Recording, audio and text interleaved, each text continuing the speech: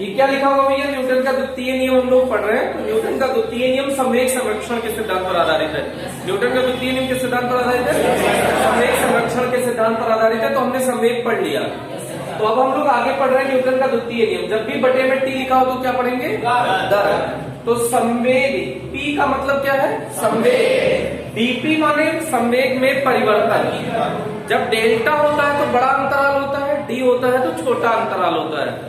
तो ये क्या लिखा है? संवेग में परिवर्तन की दर। क्या? संवेग में परिवर्तन की दर लगाए गए बाह्य बल के समानुपाती होता है। संवेग में परिवर्तन की दर लगाए गए बाह्य बल के समानुपाती होता है। अच्छा, इसको ऐसे भी लिख सकते हैं, डीपी ओवर डीटी। जब समानुपाती हटाते हैं तो नियतांक आता है। प्रयोगों द्वारा जो k का मान होता है वो कितना होता है बेटा? 1। प्रयोगों द्वारा k का मान कितना है? 1। तो ऐसे लिख सकते हैं क्या? F एक्सटर्नल, F y है। एक्सटर्नल मतलब y है, एक्सटर्नल मतलब y है। या फिर F नेट भी लिख सकते हैं, लगने वाले नेट बल के समानुपाती होता है, ऐसे भी बोल सकते हैं आप इसको। संवेग में परिवर्तन की दर लगाए गए बाह्य बल के प्लेस पे लगने वाले नेट बल के समानुपाती होता है। नेट माने परिणामी बल, नेट माने परिणामी बल। तो F external equals dp over dt। F external equals क्या हो जाएगा? dp over dt। अच्छा, हम लोग जानते हैं कि P इक्वल्स mv होता है ना? हम लोग क्या जानते हैं भैया?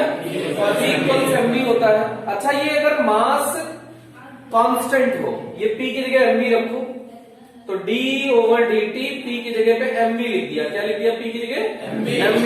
अब इसमें अगर मास कांस्टेंट हो, मास अगर कांस्टेंट हो, मास कांस्टेंट का मतलब हो गया कि जैसे जो ट्रक आ रहा था उसका जो मास है वो मास ना बदले, उसका जो द्रव्यमान है वो द्रव्यमान ना बदले। तो कुछ लोग सोचेंगे कि ट्रक का द्रव्यमान सब कैसे बदल जाएगा? ट्रक पे मान लो कि बालू लदा हुआ है, रेत, सैंड। क्या लदा हुआ है ट्रक पे? सैंड, रेत। अब ट्रक के नीचे एक तो गड्ढा हो गया है, बेस में ट्रक के क्या हो गया है? गड्ढा। ट्रक जा रहा है तो रेत निकल रहा है कि नहीं निकल रहा है? तो द्रव्यमान, अब नियत है कि द्रव्यमान बदल रहा है ट्रक का, ट्रक का द्रव्यमान बदल रहा है। तो द्रव्यमान बदलने वाला भी हो सकता है।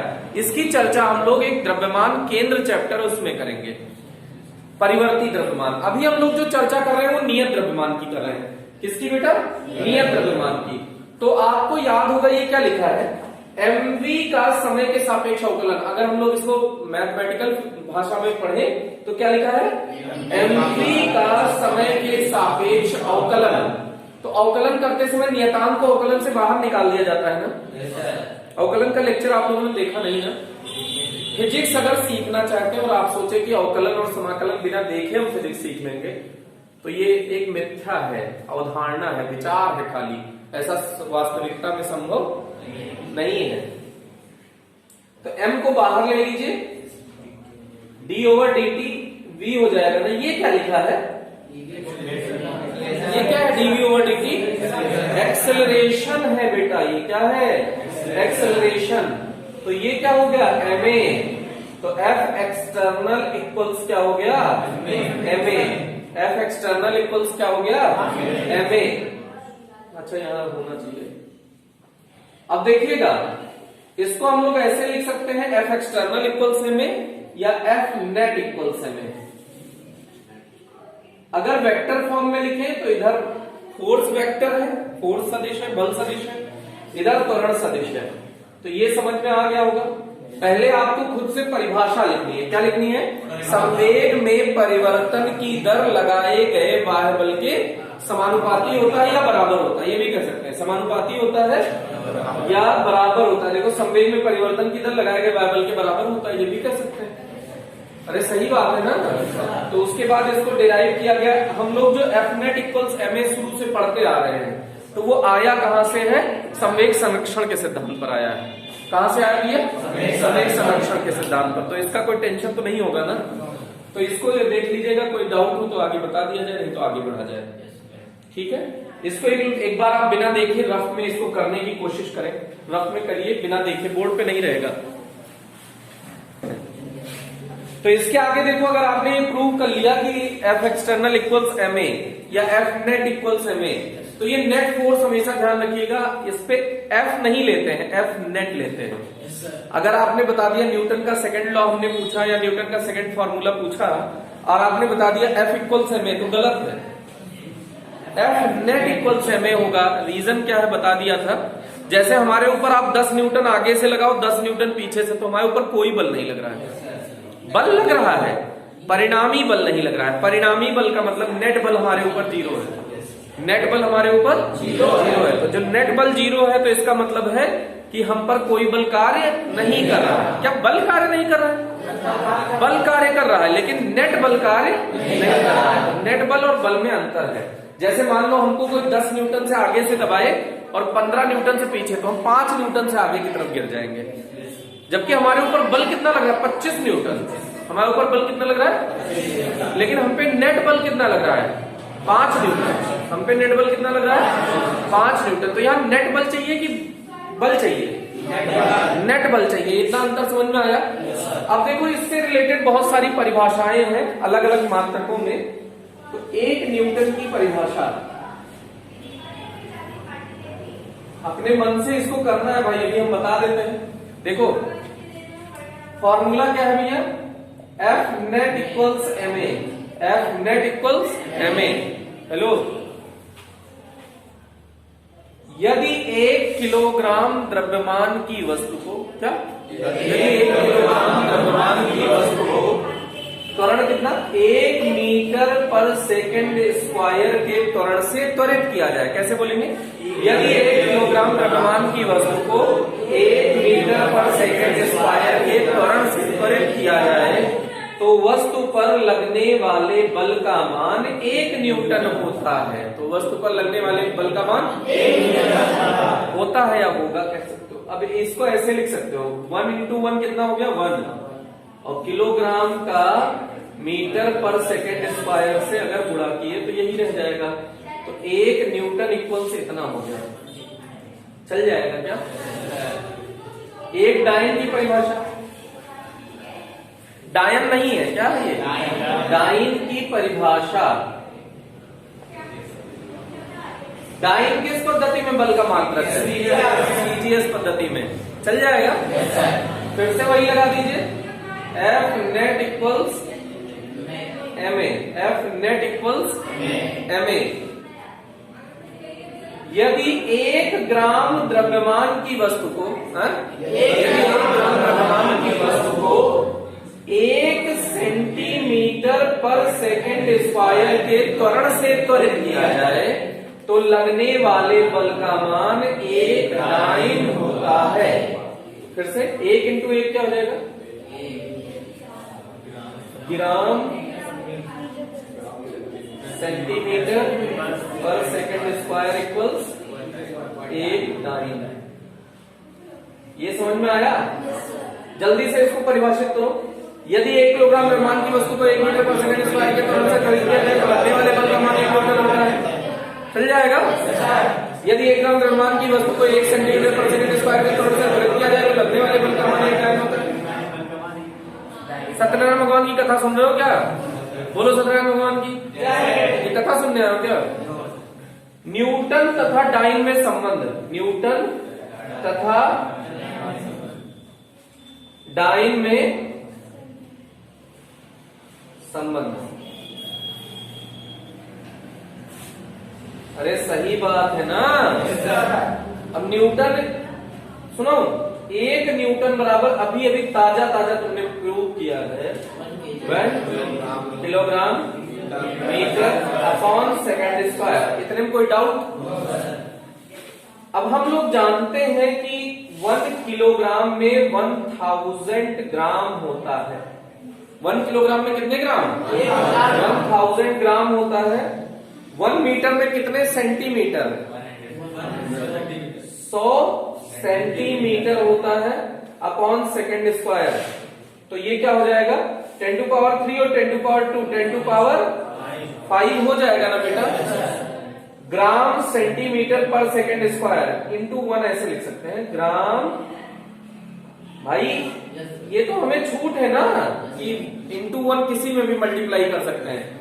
नहीं कोई लोग टेंशन में मर जाएंगे कि ये 1 आया कहां से, तो कोई लोग सोचे अच्छा यहां से आया है। ऐसा नहीं, 1 हम किसी में भी मल्टीप्लाई कर सकते हैं ना। ग्राम सेंटीमीटर पर सेकेंड स्क्वायर। अच्छा इसको जानते ही होगे तुम लोग,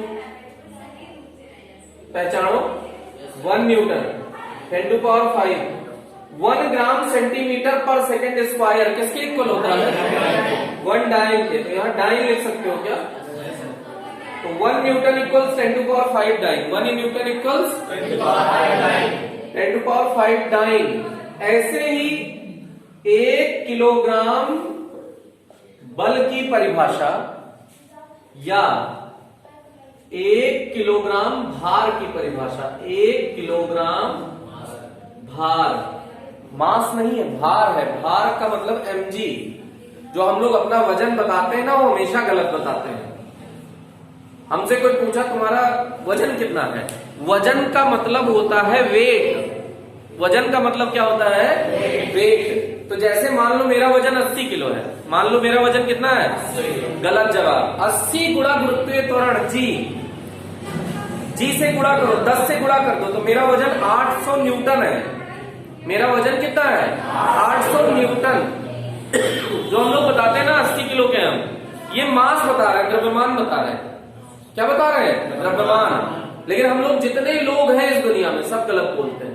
किसी से पूछना तुम्हारा वजन कितना है, कोई बताएगा 800 न्यूटन? आज तक किसी से सुने हो? नहीं सुने हो ना। जैसे तुम्हारा वजन मान लो 40 किलो है तो तुम्हें 400 न्यूटन बताना चाहिए ना, वजन पूछे तो। और अगर द्रव्यमान पूछे तो 40 किलो। अच्छा ये क्यों चल जाता है फिर? काहे कि पूरे भारत देश में या पूरी दुनिया में लगभग जी का मान लगभग बराबर है। पृथ्वी की सतह पर जी का मान लगभग बराबर है, तो उस जी को हम लोग सब लोग नेग्लेक्ट कर देते हैं।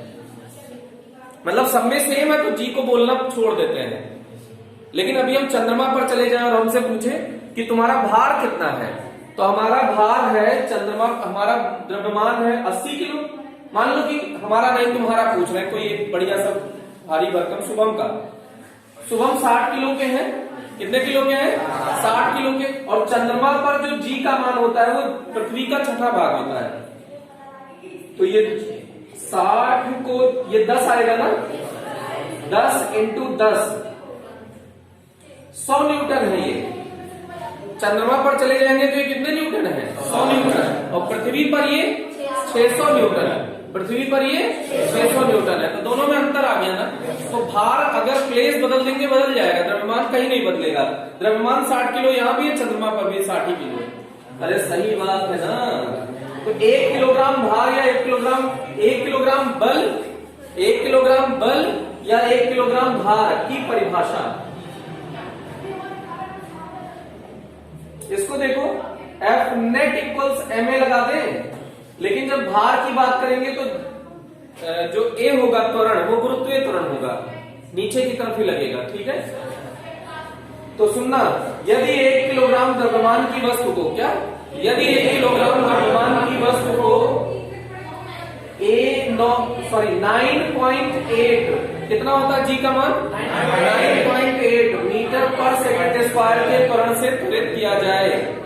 यदि 1 किलोग्राम द्रव्यमान की वस्तु को 9.8 मीटर पर सेकंड स्क्वायर के गुरुत्वीय त्वरण से, कौन से त्वरण से? त्वरित किया जाए, तो लगने वाले बल का मान 1 किलोग्राम भार होता है। लगने वाले बल का मान 1 किलोग्राम भार होता है। तो देखो ये हो गया, 1 का 9.8 से गुणा किया तो 9.8 किलोग्राम मीटर पर सेकंड स्क्वायर हो गया ना।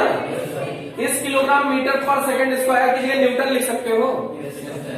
तो 9.8 न्यूटन 1 किलोग्राम भार बराबर कितना हो जाएगा? 9.8 न्यूटन। ये चल जाएगा। ऐसे ही 1 ग्राम बल की परिभाषा या 1 ग्राम वेट की परिभाषा, 1 ग्राम भार की परिभाषा। अब इसको देखो, एफ नेट इक्वल्स क्या हो जाएगा, mg, F net equals mg। यदि 1 ग्राम द्रव्यमान की वस्तु को, यदि 1 ग्राम द्रव्यमान की वस्तु को, ये माइनस नहीं बनाया गया, डैश है या इंटू है, ऐसे कह लो, 980 कितना 980 सेंटीमीटर पर सेकंड स्क्वायर के गुरुत्वीय त्वरण से त्वरित किया जाए तो लगने वाले बल का मान 1 ग्राम भार होता है। और ये 980 ग्राम सेंटीमीटर पर सेकंड स्क्वायर हो जाएगा ना। अच्छा, 980 ग्राम सेंटीमीटर पर सेकंड स्क्वायर को डाइन लिख सकते हो, डाइन। तो एक जीएफ गर्लफ्रेंड नहीं लिखा है, एक गर्लफ्रेंड 980 डाइन के बराबर होती है, ये ऐसा प्रूफ नहीं है। ये क्या प्रूफ हुई है, ये क्या प्रूफ है, 1 ग्राम भार बराबर 980 डाइन, 1 ग्राम भार बराबर 980 डाइन। अरे चल जाएगा।